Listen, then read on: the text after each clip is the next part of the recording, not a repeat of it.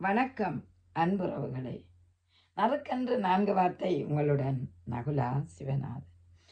இன்று நாங்கள் பேச போகிற விடயம் என்னென்றால் இந்த சேமிப்பு. ஏன் எங்களுக்கு இந்த சேமிப்பு தேவை?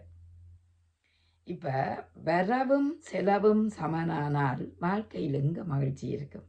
நீங்களே நினைத்து பாருங்கள். இன்று விலைவாசி ஏற்றம் அப்படியே வேகமாக வளர்ந்திருக்கிறது. விலைவாசி ஏற்றத்துக்கு மாதிரி அதே அளவுக்கு எங்களோட சம்பளம் உயர்ந்ததான்னு கேட்டால் இல்லை என்று தான் சொல்லலாம். அதாவது கம்பெனிகள் கொடுக்கிற ஒரு வீதத்தை தான் ஒரு சிறிதளவு தான் கூட்டுவார்கள், மேலதிகமாக கூட்ட மாட்டார்கள். ஆனால் பொருட்களின் செலவு மிக அதிகமாக முன்ன நோக்கி வேகமாக வளர்ச்சி அடைந்து கொண்டு இருக்குது. இந்த நிலையில் நாங்கள் எங்களோட குடும்ப வருமானத்தை எப்படி சேமிப்பாக்கலாம் என்ற ஒரு கேள்வி இருக்குது.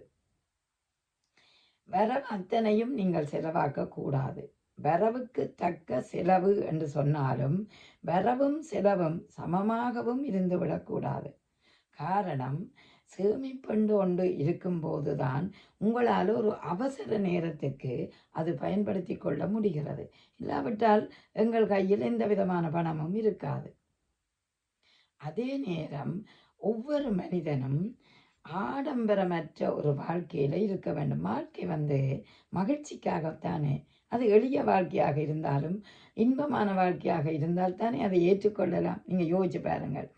நீங்கள் சாப்பிடாமல் உடுப்புகள் வேண்டாமல் பணத்தை தேக்கி வச்சாலும் பயனே இல்லை.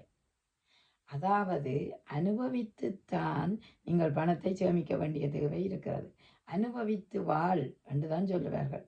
பாடுபட்டு தேடி பணத்தை புதைத்து வைத்து கேடுகட்ட மானிடரை கேளுங்கள், கூடு வெட்டிங்கு ஆவிதான் போனாலும் யாரோ அனுபவிப்பர். அதையும் நீங்கள் கவனமாக இருக்கணும். வாழுற காலத்தில் தான் உழைப்பும் சேமிப்பும் தேவை. அதுக்காக அனுபவிக்காமல் நீங்கள் சேமித்து வைக்கவும் வேண்டாம்.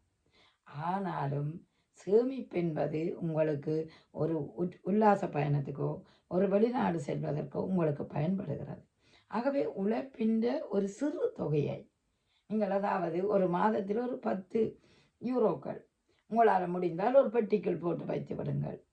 அது ஒவ்வொரு மாதமும் நீங்கள் அப்படி செய்யும்போது அது உங்களுக்கு பெரிய ஒரு தொகையாக இறுதியில் வந்து விடுவது உண்டு. அடுத்தது, இன்னொருவரிடம் போய் கடன் வாங்கி வாழாதீர்கள். உங்களுக்கென்று ஒரு பணச்சேமிப்பு இருப்பது அவசியம் என்பது உண்மை. ஆகவே அந்த பணத்தை எப்படி சேமிக்கலாம் என்றதான் இன்றைய ஒரு காலத்தில் சவாலாக இருக்கிறது.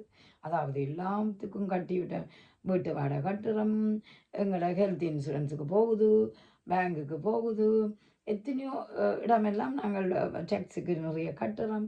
அப்படி பார்த்தாலும் எங்களுக்குள்ள இருக்க வேணும். அதாவது இந்த மாதத்தில் நான் பெருந்தொகையான பணத்தை செலவழிக்காமல் ஏதோ ஒரு வழியில் குறுக்கி கொள்ளலாம். ஆடம்பர பொருட்களை குறைக்கலாம். ஒவ்வொரு மாதமும் உடுப்புகள் வாங்க வேணுமென்றில்லை. அப்போ அளவான உடுப்புகள் வைத்திருந்தால் ஏதோ அவசர தேவைக்கு வரும்போது நீங்கள் வாங்கி கொள்ளலாம். அப்படி நாங்கள் செய்து கொள்ளலாம். அடுத்தது, நாங்கள் தேவையில்லாத பொருட்களை வீட்டில் கொண்டு வந்து வைக்கிறோம். கடைக்கு போனால் நிறைய பொருட்களை வேண்டி கொண்டு வந்து குவிக்கிறோம். அது எல்லாத்தையும் நாங்கள் குறைச்சி கொள்ளலாம். எங்களோட உணவுக்கு ஏற்றதாதி. அதுக்காக நீங்கள் சாப்பிடாமலும் சேமிக்கக்கூடாது. அளவாக சாப்பிட வேணும், வளமாக வாழ வேணும்.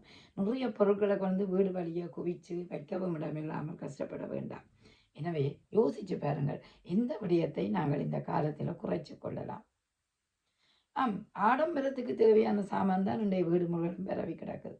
அதை நாங்கள் குறைத்து கொள்ளலாம். ஆனால் அன்றாட தேவைக்கான சாமான்கள், அடிப்படை தேவைகளை நீங்கள் நிறைவேற்றியே ஆக வேண்டும். அந்த அடிப்படை தேவைகளை நீங்கள் உணவு, உடை, உறையுள் கட்டாயமாக வேண்டும். அந்த அடிப்படை தேவைக்குள் உங்களுக்கு போக வேண்டிய காசுகள் போனாலும் மிகுதி காசுகளை நீங்கள் ஏதோ ஒரு சின்ன சேமிப்பை செய்து பாருங்கள். சிறுதுளி பெருவெள்ளம். சின்ன சேமிப்பும் பெரிய சேமிப்பாக ஒரு காலம் பயன்படும். அது அவசர நேரம், ஆபத்து நேரத்தில் உங்களுக்கு உதவும் அல்லவா? எனவே வர்ற அவ்வளவையும் செலவு செய்யாதீர்கள். ஒரு கொஞ்சமாவது மீதப்படுத்துங்கள். அதுதான் உங்களோட வாழ்க்கைக்கு, எதிர்கால வாழ்க்கைக்கும் உங்களுடைய நிகழ்கால வாழ்க்கைக்கும் உங்களுக்கு தேவைப்பட போகிறது. எனவே செய்வோமா? நன்றி, வணக்கம்.